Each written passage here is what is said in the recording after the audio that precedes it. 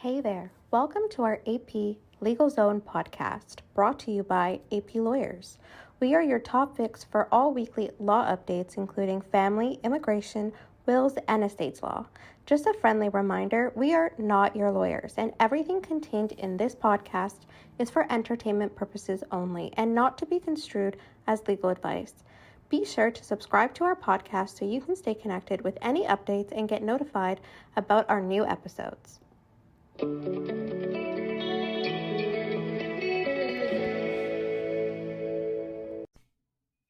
Hello, I'm Angela Princewell. And I'm Shireen Abdi.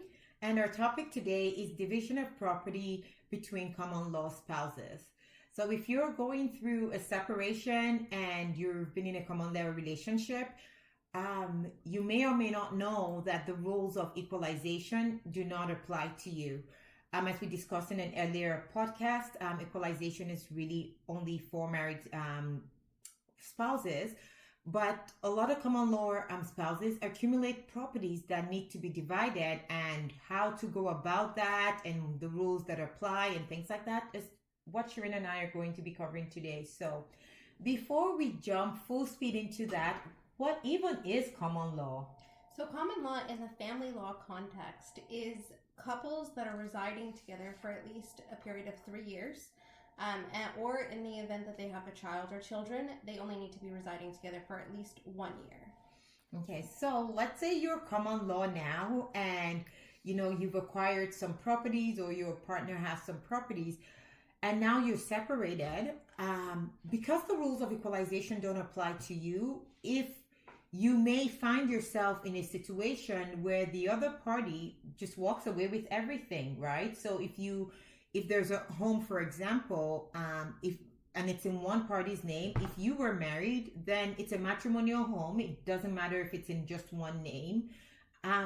You would get the benefit of equalization, or even if they've acquired any other kind of property, you get to share that, right? So, but in a common law situation, it's if we do it that way, then the person just walks away with, one person could just literally walk away with everything, and you have nothing in your name. So what do? Like, go live in a shoebox? No. So sadly, there is no automatic statutory regime where you can actually apply to divide your assets. So that is something that we're here to talk about today, and hopefully you'll have some clarity as to how you go about doing that and what kind of claims you may have. Yeah, so drum roll. We're going to introduce you to the world of trusts. So trust claims are your friend if you're in a common law relationship and you want to ask for a division of property in that context. And really, trust claims, it's just an equitable remedy for an unjust enrichment. Actually, do I need to explain what an equitable remedy is? I think so.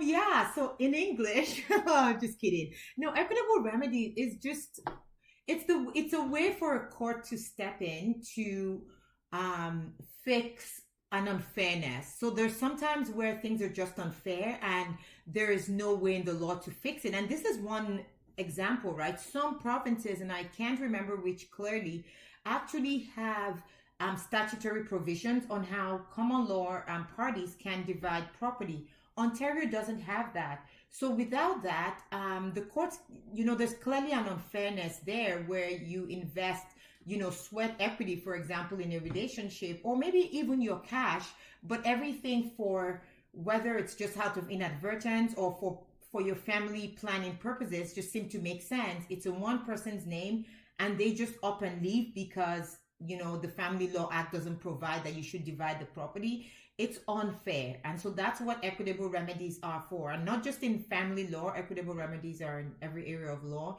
And the idea is to right a wrong, essentially. You should have said that in the first place. Honestly, that's what it is. It's just to right a wrong. Yes.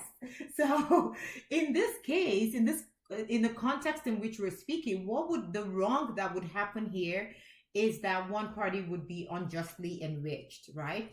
So you're going to hear us talk a lot about unjust enrichment, whether here or in, other times when we're talking about common law concepts. It's really, we're asking, whatever remedy we're asking for is to remedy, the unjust enrichment. Yes. Yes. So what is an unjust enrichment? So an unjust enrichment has 3 requirements. So it has to be that one party has been enriched or received, really, the first test is, has the person received a benefit or an enrichment? The second is, has the claimant suffered a loss or deprivation corresponding to the benefit received to the other party? And the third being absence of a juristic reason for that enrichment. Now that might all be just legal jumble bumble. But it really isn't. Yeah, so we'll explain that maybe with an example. Yeah. Okay. Good luck on the example part. But yeah, no. But really, if has one person received an enrichment, would be as simple as you have a home. It's in. I like to use Jane and John a lot, and I apologize for our Jane and John listeners. But yeah, so Jane and John have a home together. It's just in this scenario. It's just in John's name. And, the relationship ends. And if we just go with the law, then John gets to keep the property, right? So that would be an enrichment to John. He gets 100% of that property, even though you guys were in a relationship together where you may have contributed either cash or sweat equity. And then the next, did you want to add to that? Yeah, example? so, and then clearly by them receiving that enrichment, you're suffering a corresponding deprivation, for example, not being able to have any portion or interest in that property. Mm-hmm. And then absent a reason for that. So it may be that you might have a trust declaration for that reason. That would actually be a reason that the property would not be divided equally or at all. But usually that's the last test to be met. Yeah, so that I want to expand a little bit more when because you kind of lumped the two tests together. So you should an enrichment. There's the deprivation, which is literally you not having you said a percentage or whatever, any portion of that property. And then the juristic reason is there any reason in law that this person should have 100%? And what Shireen had said was, it may be that there's a trust declaration saying you should have that. That's fine. Or it might be, a juristic reason might be, well, Jane came into the relationship with 2 kids. She was paying $1,500 in rent somewhere else. She contributed no money here. It was just, 2-year relationship. She could have been paying rent somewhere else. That's a legal reason. You lived in the property, you enjoyed use of it. So even though you're paying rent. Yeah, so there's that. So it makes sense, right? But obviously, if you're here, usually it's not making sense. For most times, there's no juristic reason. Somebody is being enriched, the other person is being deprived, and now we're going to the courts to remedy that unjust enrichment. So another prong of that unjust enrichment is you asking for a declaration of a joint family venture. So it is some kind of unjust enrichment, but in the joint family venture scenario, you're looking at, a relationship. Usually, for the most, we're going to go into the factors. So I'm going to try marriage-like relationship. It can one that's usually longer for a longer period of time, one with multiple children. Doesn't even need to have children, to be honest, but a longer standing relationship where it would classify under the joint family venture scenario. Okay, so when you ask for a declaration of joint family venture, for the most part, you're not, you're also asking for, if in our case, most times we're not asking for just a declaration to one property. So to give some context, when you're saying a party would be enriched, unjustly enriched, I talked about, say, the matrimonial home, for example. So you can say they'll be unjustly enriched by that, and you can show, okay, your contributions to that property, right? But there's times when over the years you've accumulated several things. You've contributed to some directly, in others not directly, but we all know that just by being in a relationship can enhance people's lives in all kinds of ways. So where you can't show contribution to any specific property per se, and you just want to be able to share in the entire wealth that you have accumulated as a couple, then you will be looking for that declaration of joint family venture. Yeah, it's a higher threshold to be met. So that is a caveat there. So we're going to go through a very long list that would help you establish whether or not a joint family venture is appropriate and whether or not you meet those requirements. Exactly. So listen up. So the first, I think that there's actually about 4 sort of broad headings, and so you want to show mutual effort. You want to show that you guys were integrated economically, so economic integration. Actual intention of the parties would be looked at by the courts, and then the priority of the family unit. So there's going to be 4 headings, and of course it would be no fun if there weren't like a million things under those 4 headings.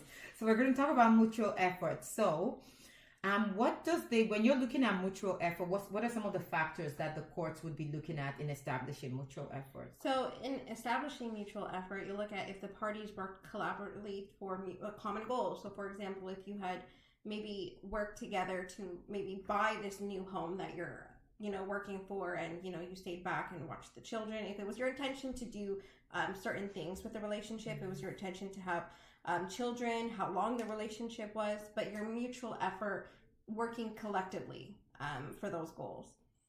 Paying proportionate out. I would add in there sometimes paying maybe, I know this would also come in under other headings as well, but say, paying for bills together, right? Like the mortgage, property taxes together, things like that.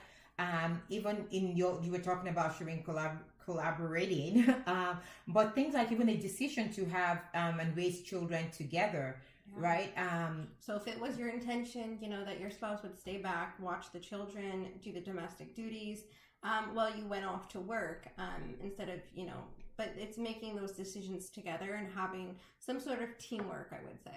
It's something as simple as even someone assisting with help paying off debt. If you guys are coming together to pay off debt, and I know if you're that person that's trying to deny the existence of a joint family venture, you may feel the urge to say, well, I helped her pay off that OSAP loan and this and that. Well, sometimes that works. You're a great person, but it might work against you from the legal standpoint, because you're really just helping the other side make their claim for a joint family venture. So if you guys work towards paying off debt together, have joint accounts, and the more mutual reliance, I would say. And then sometimes, people do come in and say, well, I did X, Y, and Z. And sometimes you realize that those actual things are only indicative that there was a mutual effort between the parties and could actually qualify as a joint family venture. Exactly. So your mutual efforts. The next heading is the economic integration. So it's defined as economic integration, just by way of a definition, is the degree of economic interdependence and integration you guys had during your relationship, right? So how intertwined your assets were. So if you had joint accounts, joint assets, now it's not necessary that you have to have every single access to all of the accounts, but the court will look at it as a circumstance that you intended to share in each other's financial means. So if there's joint assets, there's joint debts. If there's a common, joint account that you pay expenses from, and, each of you provide your share. So things like that would also be indicative of some economic integration. Where like being listed on a debt to pay the other party's car loan, for example. Yes. Being a guarantor for that car, or a co-signer for a debt. That's also indicative of mutual economic integration. That's a great example, actually. And then even stuff like, just to add more to that, if that wasn't clear already, if you're assisting the person in a family business that they own, for example, or income splitting, so you own a business and it makes sense for tax purposes to pay the person from there, well, then there goes that economic integration, right? Even having to answer to someone for money spent. So when you're saying things like he was such a spendthrift and I was so I was making sure that he didn't spend money that way. Well, that establishes economic integration, because you guys have to account to each other for how much you're spending and things like that. There's expenses together, so there's a degree there for sure, some integration. So, if that was not your intention, it's unfortunate. But if all of these things just again go to prove that you guys were a family unit, and even though you really didn't get married in the legal sense, that the wealth that you accumulated during such and I don't know if intense isn't the word, but there's such a deep relationship. It might be fair to share. I don't know, but again, these are sort of the factors, and this also applies. Pay attention to these factors we're mentioning, even if you're that person that's trying to argue on the other side, because these are the factors. You need to understand the factors that the courts would be looking at in finding that joint family venture. So how about, do we have enough examples? We could keep going. I have millions of examples of Yeah. So even if you put the other spouse as someone under a beneficiary under your coverage for your benefits. Oh yeah. That's a pretty substantial one. So clearly, you have to find them as some sort of person eligible to receive some of those benefits you get monthly. So there was an element to kind of, make sure they were also taken care of. Yeah, that's a good one. Great examples, Shireen. So let's talk about the third headed, the actual intent of the parties. Was it Shakespeare or who said one time, even the devil doesn't know the mind of humans? I always keep thinking that, but anyway, somebody important said it. So yeah, here's the courts trying to actually find your true intent after the relationship is over. It can be a tricky one, but also a pretty fairly clear one sometimes, because while the courts recognize you were in a common law relationship, you could have also easily gotten married. But some people might actually not view marriage as indicative of being in that relationship. So that's kind of where intention... No, this is where it bothers me, because I do have, and that's why when I get to this portion of things, I always again go back to only the devil really, or maybe not even the devil knows the true intentions in our hearts. And there's some people in a relationship, as you said, that just don't care. They have everything they want. Just going through the expense or planning or whatever of a wedding is just not something they care for. Or the institution of marriage isn't for them. Yeah, but so again, it's not uncommon, but it is. But that's why sometimes you need to think about, I guess, and it's unfortunate that society, we've moved to this thing of looking at marriage more as a romantic thing than a legal. It really is a legal obligation. You're entering into a legal contract. And so there's people that don't mind the wedding, want everything, but they're being deliberate in not getting married because they don't want equalization. Or they don't want to they don't want to share their property. Assets. So it's always, for those people, it's always such a shocker to find out that despite waiting 25 years and not marrying this person, they may still find, more often than not, they'll find themselves in that situation where very similar equalization situation. Yeah. So, but anyway, the courts would have the very difficult task of trying to figure out what your actual intent was, and they would infer this from your conduct or just actually what you guys have said to each other. People who know you, your intention throughout the year, so functions and how you presented yourselves essentially to the outside world. But if it was your intention, they're going to look and I guess infer, but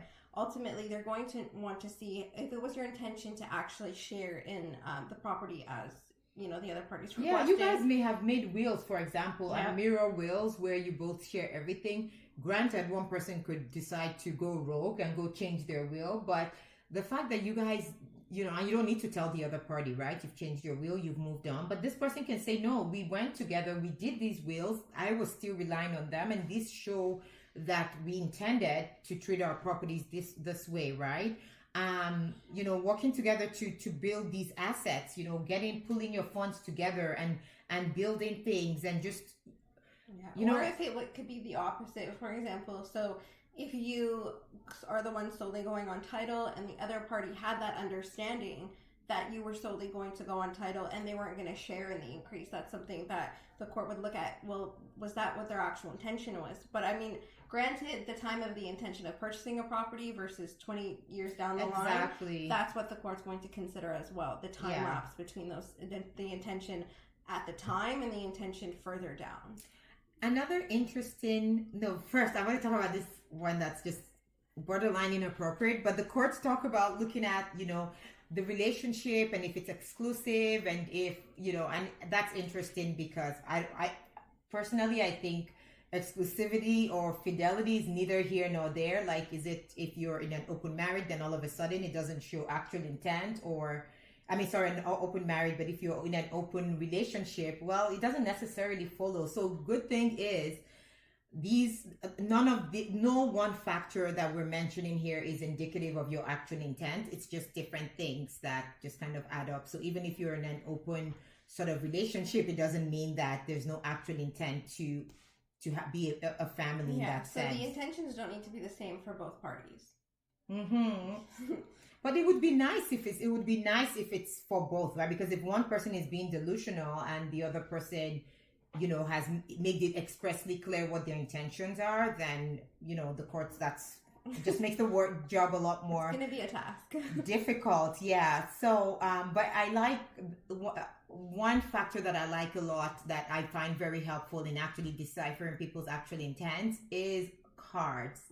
I love when people give me old cards, and I don't know if our jobs are going to be more difficult going forward with people just sending Facebook posts, and well, no one's even on Facebook anymore, but Instagram posts and things like that. I don't know if I've actually, it's very funny. We don't actually used it recently.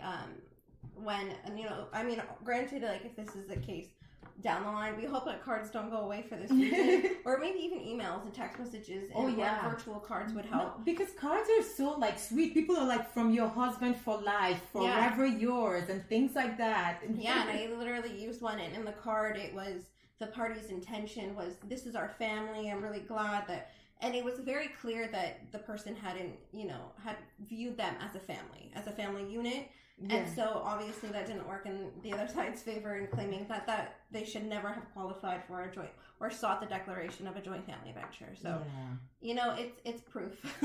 So, emails and things going back of your intentions, on things like that. Exactly. And some people, honestly, even though without a legal marriage, would call them wife or husband. Yes, exactly. So that shows your actual intent in one way. And the last test you would be looking at is prioritizing the family.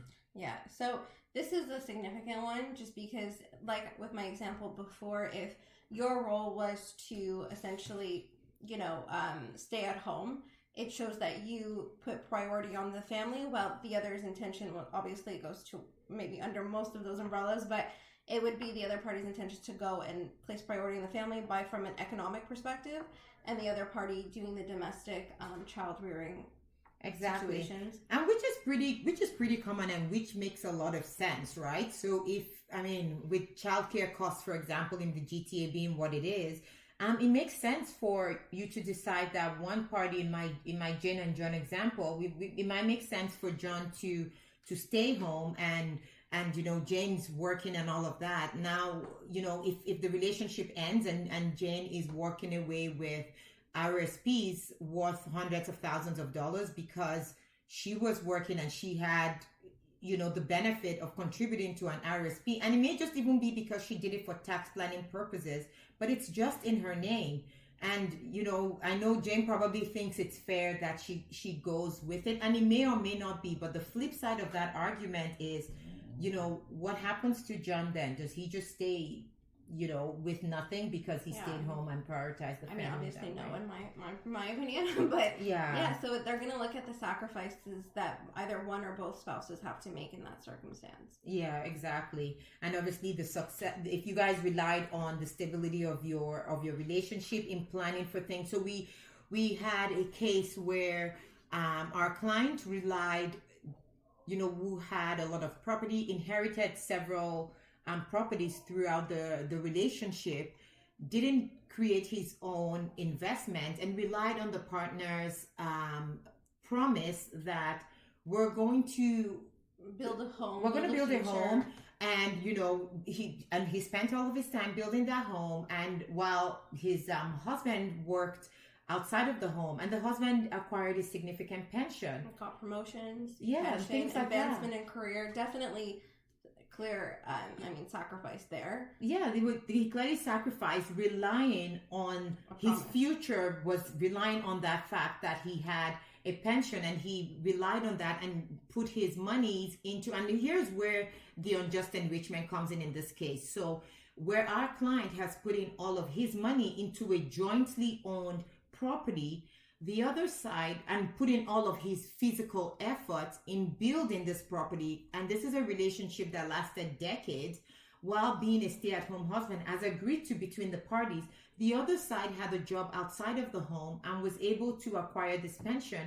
If things go according to title, the other husband gets to share in half of our clients' funds that we're all putting into this beautiful home. Yep, and not share. And he doesn't get to share his pension. Or other assets that he acquired as a result of him working outside of the home. So you can see the clear unfairness in this case. If maybe it would be more balanced if our client had known that we're not going to be sharing anything, he probably would have made different decisions. He could have invested all of his inheritance that he received over the years, not putting it into a home where he now has to split. So you could see how, relying on your family and prioritizing your family can lead to detrimental consequences for one person. And then another person saying, well, I didn't get married to you for a reason because I didn't want to share. It's, it can be unfair. In this case, it sounded unfair to us, and that's why we fight for our clients like vehemently in that kind of situation. He relied on it, made investment, did not make investments accordingly, and now he loses half of what he has, and the other person gets that half and everything else. So, but that's just one case, and again, it could, as we said, it could all apply on the flip side as well. It could apply in any number of ways. So just think about prioritizing the family, making sacrifices, relying on this family unit and things like that for your economic stability. And where one party gets enriched and the other suffers a loss, that's where the unjust enrichment claim comes in. That's where, if you want to make sure that you share in all of the wealth in general that's been accumulated, you'll be seeking a declaration of joint family venture. Exactly. So now that we've talked about that, what are the remedies? Yes, so you've gotten your declaration of joint family venture. Do you just go home and say, I won? Unjust enrichment. So, right. Yeah, so now that you've gotten that unjust, you're going to be asking the courts for a remedy. So what are the remedies? Where should we start? So to be clear, there's other remedies for unjust enrichment in other areas of law. We're just talking about as it applies in the family law division context. So I'm going to start with an easy one, resulting trust. Yes. We'll paint it, I think it's simplest with painting it with an example. Okay. Okay, so let's say, for your example of John and Jane, they buy a home, okay, each of them contribute to the purchase price, but only John goes on title. Now, in that circumstance, I think that's very clearly unfair, because in the event that John and Jane do separate, that's going to just be John's property, and John would be entitled to walk away with that entire portion. But there is there's a trust claim, which is called a resulting trust, which basically means in that circumstance where a person has actually contributed to the acquisition, preservation, and maintenance of a property, specifically in that circumstance, the acquisition, but that it would automatically result back to Jane. So each of them would actually have an interest in that property. Yeah, so I think to simplify that, you're absolutely correct. That's a great example. But I think for the resulting trust, you need to show a direct contribution to, like, monetary contribution. That's what makes it so simple, is that you've contributed monetarily to this property, and now, for whatever reason, someone's going to walk away from it with it. It even happens in some contexts where someone's trying to maybe protect money from their creditors, for example. And will strategically place it in someone else's name, not understanding the consequences of doing something like that. Yeah. So that's thanks, Sharon, for that explanation for the resulting trust. I don't have anything else to add to that, so that's perfect. The other remedy, constructive trust. So, the constructive trust is an interesting one. It's really to qualify. A constructive trust is essentially the court saying you have an interest in a property. So you have to show, for you to get a constructive trust remedy, we have to show that there's a causal connection to that property. And it could be, as Sharon had mentioned, very quickly earlier, you have to show like the contribution to the acquisition, preservation, maintenance, or improvement of the property in question. And on the other hand, you have to show that a monetary award would not be sufficient. So I think I want to jump back and add a couple of things actually before I go too far into the remedies. The joint family venture, there's no presumption of it. So sometimes, so that's why when we went over those characteristics, it's very important for you to painstakingly make your case to the court, because people take it for granted that because they've been together for say 20 years, that there would be a presumption of a joint family venture. That doesn't, it doesn't work that way. And then secondly, when it comes to remedies, your remedies doesn't necessarily come in the form of a declaration of a trust. What the Supreme Court of Canada has actually asked the courts to do is to look first at monetary remedies, and I call it quantum merit. If I'm pronouncing that wrong, forgive me. And the idea of that is just looking at how can we quantify your contributions, right? And there's different ways of doing that, and I'm not going to go into any of it except to tell you that there is a value survived approach and there's a value received approach, and it can be done in any number of ways, but the idea in any of those ways, and the idea behind that is to say, if we can quantify the monetary loss that you've suffered, we would just reimburse you.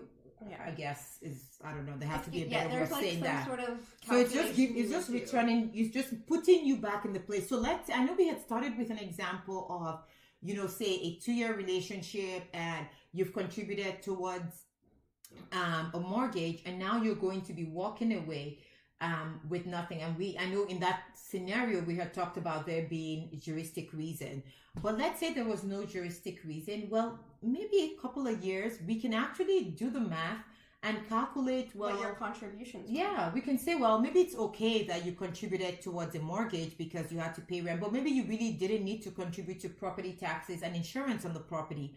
And we can get out a calculator and calculate what you did over the last 2 to 5 years, and you get a check back for that. Even for domestic duties, like the courts, there's been case law that will go back, calculate the rate of what someone would actually, cost to go in and do all of that. But for that, I find that quite to be a task, especially for a longer term relationship. No, but if it's sometimes that calculation is not just for like the family home. In the family home, I think it's a bit absurd, because if you're looking at my role, say in the caregiver capacity, I feel like moms are on call 24 hours. I don't think anyone could ever pay for that. But let's say sometimes it's one spouse working in the other party's business for no pay, right? So in the last 10 years, everything else might be fair, but in the last 10 years, I've been the bookkeeper at your business. Now you get to walk away with your business having the benefit of my services. Mm-hmm. So it might be possible for us to look at, okay, what would a bookkeeper earn, and do the math, and then you pay, and that might be more appropriate than having a constructive trust interest in that property. Well, the courts in that case, may not. So if someone's coming after you in that sense, and they're asking for an interest in your business, first, it might not make too much sense depending on the business and the fact that people need a clean break when they need to move on.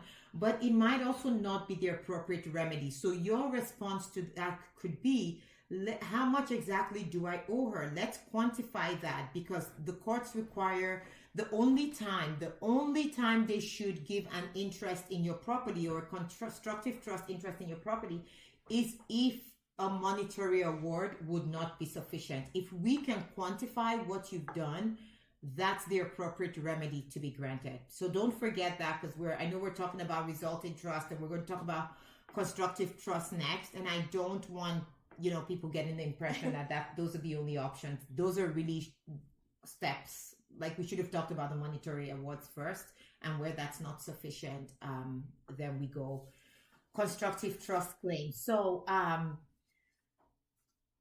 I heard already talked about there, for you to have that remedy, you have to show sort of that connection to the property. And so it's not just a mere connection. I think most people would just be like, oh, well, I stayed at home.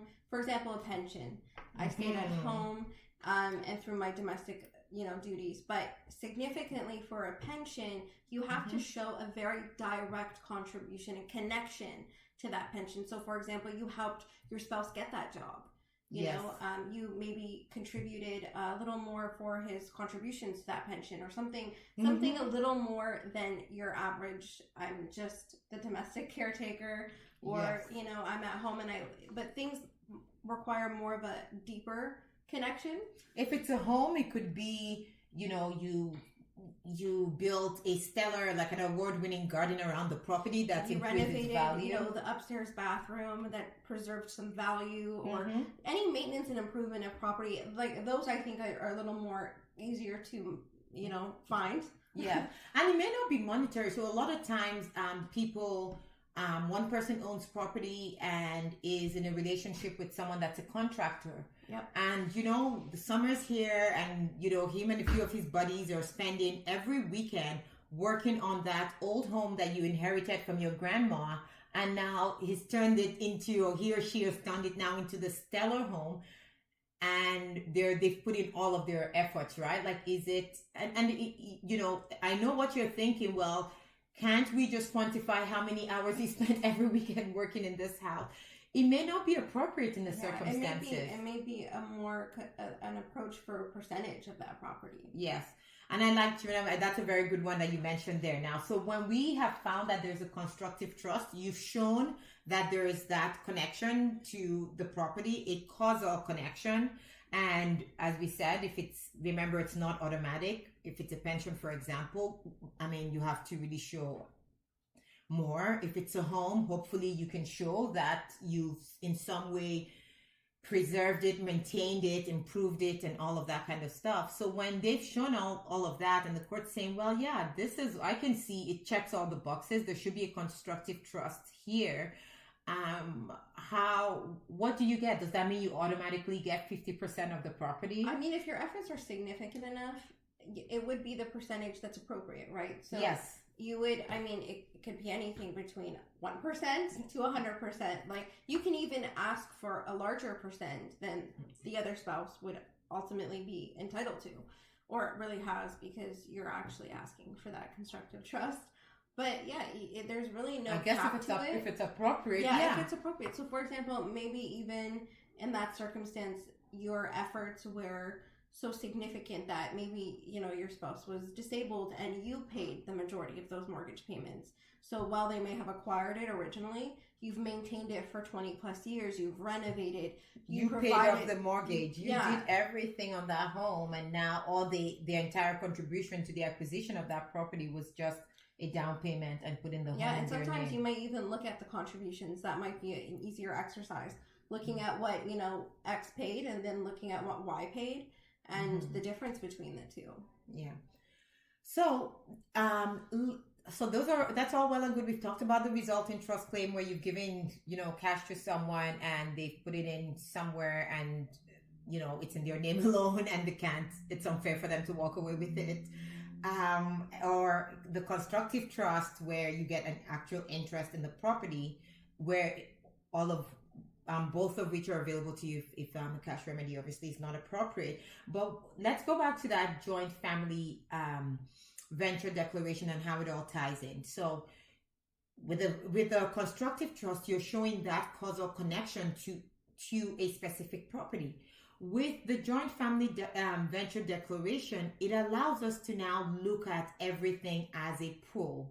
Right? So rather than having to let's say over the course of your relationship, you guys have bought, your family home, and you have an investment property, and you have a boat, and there's an RSP, and there's a timeshare, there's different things, and all of these, for whatever reason, are just in one person's name, or maybe one.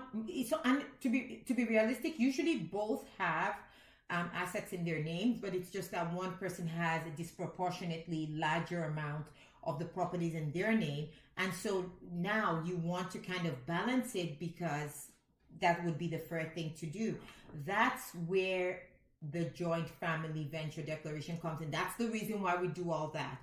Honestly, if you're in a shorter term relationship and you just have one home and that's all you're going after, there's easier ways we could get a trust declaration. Specific property, if it's a whole host of properties, and depending if you check the boxes for all the factors we talked about. A joint family venture is a higher threshold to be met, one that is more appropriate for longer term relationships, yes, and one with resulting children. So things like I don't know if you want to say resulting children really, because Karen Baranoff, that's the leading case, actually had no kids, so I don't think it's very true.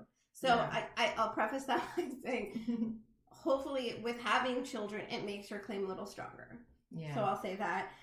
But ultimately, okay, so now you have that declaration, having a specific piece of property or a specific actual one asset for asset situation wouldn't make sense. But now you're trying to look at similar to the process of equalization. Mm-hmm. So you want to share in all of the, the value of that family property acquired during the relationship. Exactly. So I guess resembling something like an equalization payment. Yeah, exactly. So you're going to, and even so when you have that, it could be, well, I want to divide all of our assets and maybe you want to ask for 50% of all of the assets that have been acquired during the relationship, or you want to ask for, I don't know, the courts might give you whatever else is appropriate. So I don't know, shouldn't you have anything more to add? I think we've covered a lot in a very complex area of law as well. So. It is pretty complex. You really want to talk to a lawyer, especially if you're going after a joint family venture declaration, or just to even see, right? As we said, we don't always do this. There's cases where we're able to achieve what we want with just a resulting trust claim. There's also something called a reverse constructive trust claim that we can also throw in there to be able to cover our bases. So trusts are a very complex area of law. So you might, if you're going through, a situation like that and you're unsure, please speak to us or any other, family law lawyer that understands the trust area. But other than that, I guess I will just do a recap if that's even possible, because it's a lot. Trust claims can get very complicated, so we don't take it very lightly. So trying to recap, if you're in a common law relationship and you're trying to divide property because if the relationship's ended and one person has title to a disproportionately larger amount of the assets that accumulated during the relationship, and it would be unfair, you would ask the court to remedy that by making a claim for unjust enrichment. We talked about the 3 things you need to show for an unjust enrichment. There has to be, one party has to have received a benefit or is being enriched. The other has to have suffered a loss or deprivation, and there has to be there has to be the absence of a juristic reason for that enrichment. And then if you're also wanting to share in sort of the entire family asset accumulation, you may want to take it a step further to ask for a declaration of a joint family venture. Once you have that, then the next step is looking at what remedies are you asking the court for. Are you asking for a resulting trust? Are you asking for a constructive trust? And if so, have you looked to see that a monetary award would not be more appropriate? Because if a monetary award is appropriate, you would not be getting a constructive trust award. And if you're getting a constructive trust award, what ratio are you proposing here? Is it 50% or 5% interest in the property? And that's pretty much it. I think that covers it. That covers it in the simplest way we could possibly explain this to you. Yeah. So anyway, I know a lot of times when people are done family matters, so let's say married parties, and when we're done equalization, and I'm often told, well, I'm never going to get married again. And I'm like, no, because as you can see, just the fact that you're not married doesn't mean that you don't get to divide property that's accumulated during the relationship. It just means that we have to go through this convoluted method. Yeah. So obviously, if you don't want to get married because the institution is just not for you, as Shirin had mentioned earlier, that's fine. By all means, you know, do what works for you, but don't ever just do that as a strategy to not share in those properties, because that actually might do a detriment to you. You will share it. You may share in that property. So if you want to protect yourself, please prepare a domestic contract, a cohabitation agreement. A marriage contract won't really be a marriage contract because you're trying not to get married, but really a cohabitation agreement, which if you do marry, can turn into a marriage contract. Yeah. Just to protect yourself, if you really don't want to share in it, but don't think that not getting married would not entitle the other party or yourself to assets. Yes, because if you have a cohabitation agreement that makes it clear that you will not be dividing property, then that kind of ends the conversation right there. It's clear what your intent is. But if you're trying to just stall and just not do anything, it may not work out that way for you. So it's very upsetting to find out several years down the road that your game plan didn't really work. So do a marriage contract if that's what you're trying to accomplish. And if you're if you're the person that's going to be deprived because unfortunately, the other party is going to be unjustly enriched from your efforts in the relationship, please just go back, re-listen to this very long podcast. And if you still have any questions, check out our blogs on our website. It's www.aprincewill.com, and there's probably helpful information there for you as well, or speak to one of us, okay? Thank you so much. All right, bye for now. Thanks for listening and joining us in the AP Legal Zone. We hope you enjoyed this episode. You can find more episodes by searching AP Legal Zone on anywhere you watch podcasts. Be sure to subscribe to our podcast today so you can stay connected with any updates and get notified about any new episodes.